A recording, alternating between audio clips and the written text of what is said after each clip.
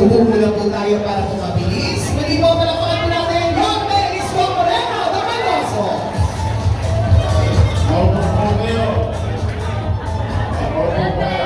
Good morning. Magandang umaga sa inyo. Saan ko yung mga kasang kamay ng mga senior citizen? Ayan, may asin pa. Pwede pa. Okay, sa 28, yung ating regular na allowance. Kung napanood nyo isang araw at kahapon sa Yorme Sawa na nirelease na natin yung regular na financial assistance sa minamahal ko mga lolo at lola. Ay, sino naman ang solo parent? Nako, marami rin utang sa inyong Maynila. Ay, sino naman ang PWD? Ayan. Lahat yun, sabay-sabay.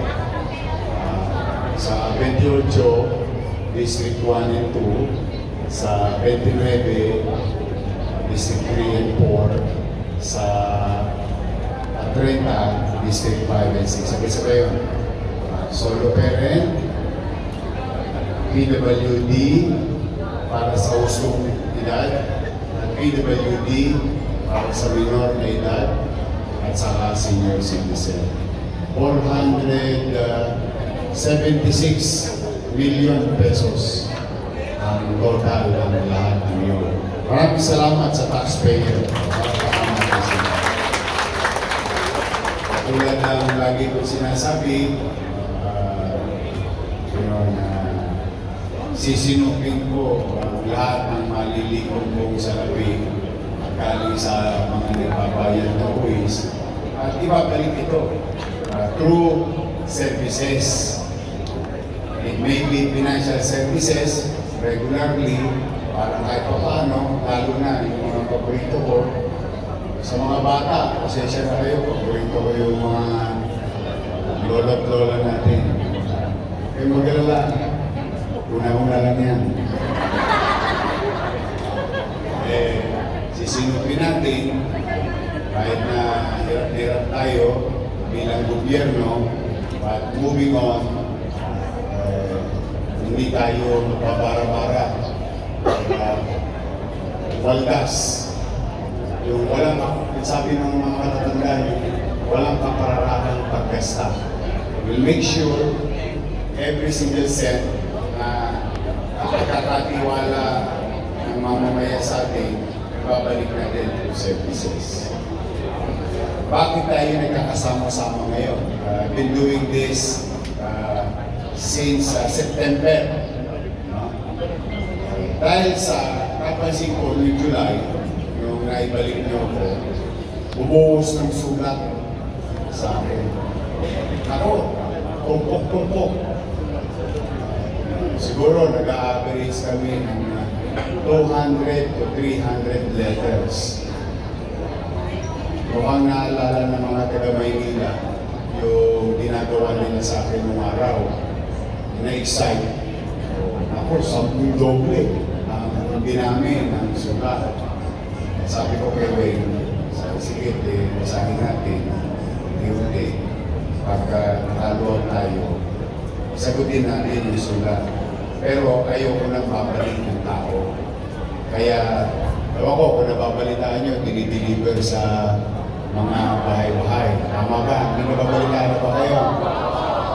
Minsan 2 weeks after, minsan 3 weeks after, minsan 4 weeks after, minsan may pa isang buwan. Totoo naman po yun. Kaya lamang, bakit ganoon? Siyempre, pag walang tsape,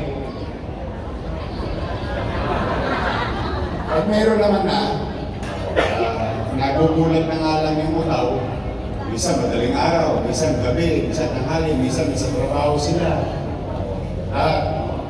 Hanggang mari, pinahahaba ko yung kamay ko para mas marami tayo maaga. But then again, sabi ko, alam mo, yung tao, hindi naman para mag-aksaya ng panahon na susulat kung hindi talaga nangangailangan. Ipinagbabaka sakali niya sa ballpen at papel yung kanyang sitwasyon. Maybe, nakakakita siya ng hope that may isang opisina na maaari siyang turunin. Kaya sabi ko, palawakin naman natin, talakihin natin. Bukod sa sulat, sabi ko, makipag-coordinate kayo sa mga barangay, sa mga kaagapay natin.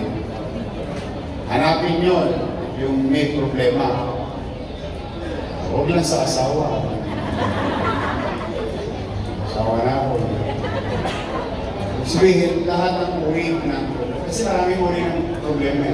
And particularly, sa financial. So, pwedeng tuition fee, o pwedeng may sakit, pwedeng may maintenance, and so on and so on. Parang namin nyo, na kung dati-rati, hinahanap nyo, gobyerno, itong araw na ito, makikita nyo, yung gobyerno ang naghanap sa inyo. Pinipilit ko ibaba yung gobyerno sa sobrang taas ng gobyerno, ang hirap abutin. Kaya binabaliktad ko. Ito ay pagpapalawak ng programang Kaagapay. So, pati minsan nakaka-experience ako. Binisita daw sila ni Judith.